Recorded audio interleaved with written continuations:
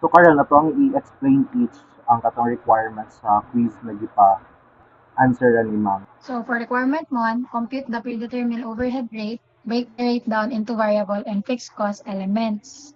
Okay, katong formula for predetermined rates. Budgeted total overhead divided by estimated direct labor hour.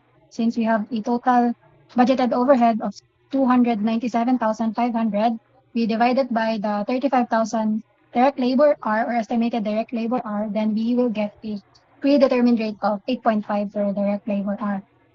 Similarly, ganun lang din since given na yung ating variable manufacturing overhead costs, which is 87,500 and fixed manufacturing overhead cost, which is 210,000, both of them should be divided by 35,000, which is the estimated direct labor hours. So sa variable overhead rate natin, we have 87,500 divided by 35,000 is equal to 2.5. And then the fixed 210,000 divided by 35,000 is equal to 6. Sorry kayo guys, sawa ka dire kinay ko video kay. Pero giusa tong kuha pag ang 272,000 nga applied manufacturing overhead. Dito ra siya sa predetermined rate ganina na 8.5 tapos multiply by the standard direct labor hours na allowed for the actual output which is yung 32. So 32,000 times 8.5 kay 272, di ba? Sa requirement 3 is may 4 questions na gi-ask. First is yung variable overhead rate variance. Since kunin natin yung paano makuha yung 15,400 ba yun na deficiency. So, para makuha yun is yung actual variable overhead na na-incur natin minus based sa formula actual hours times standard VOH rate. So, first is yung 30,000 muna times 2.50. Yan yung mga na-calculate natin beforehand. So, that's 75,000. I-deduct natin siya ngayon sa actual variable overhead na na-incur, which is 78,000. May unfavorable na $3,000.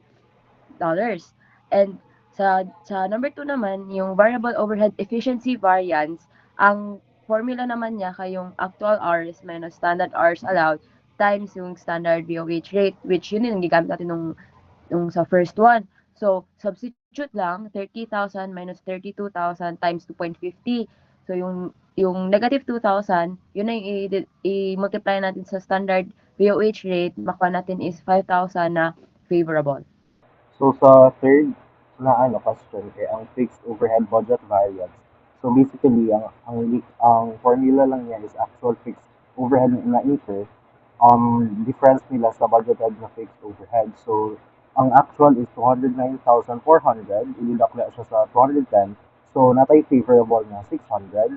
And lastly, fixed overhead volume variance is ang kaning 192,000 kay from kato na siyang standard na hours times ang katong predetermined na nakuha na to gayon sa question 1 which is $6 i-multiply na sila natay 192.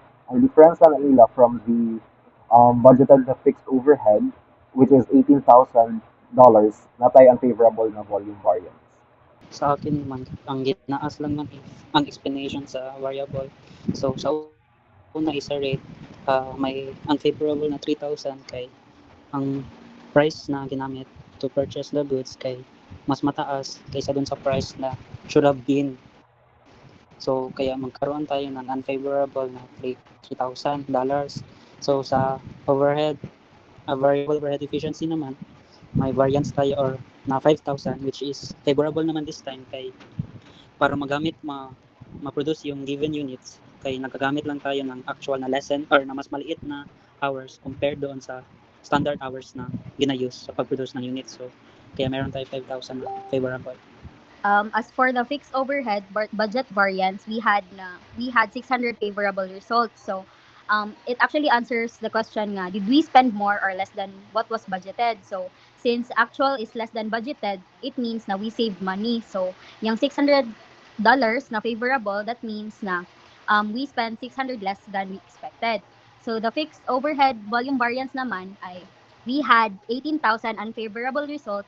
Kaya this means na ang production was lower than expected. So, this usually means na na-underuse natin ang ating capacity. Kay, di ba, ang fixed cost, hindi man siya mag-vary sa production. So, merong mga cost na hindi natin na spread out, not enough to spread out the fixed cost.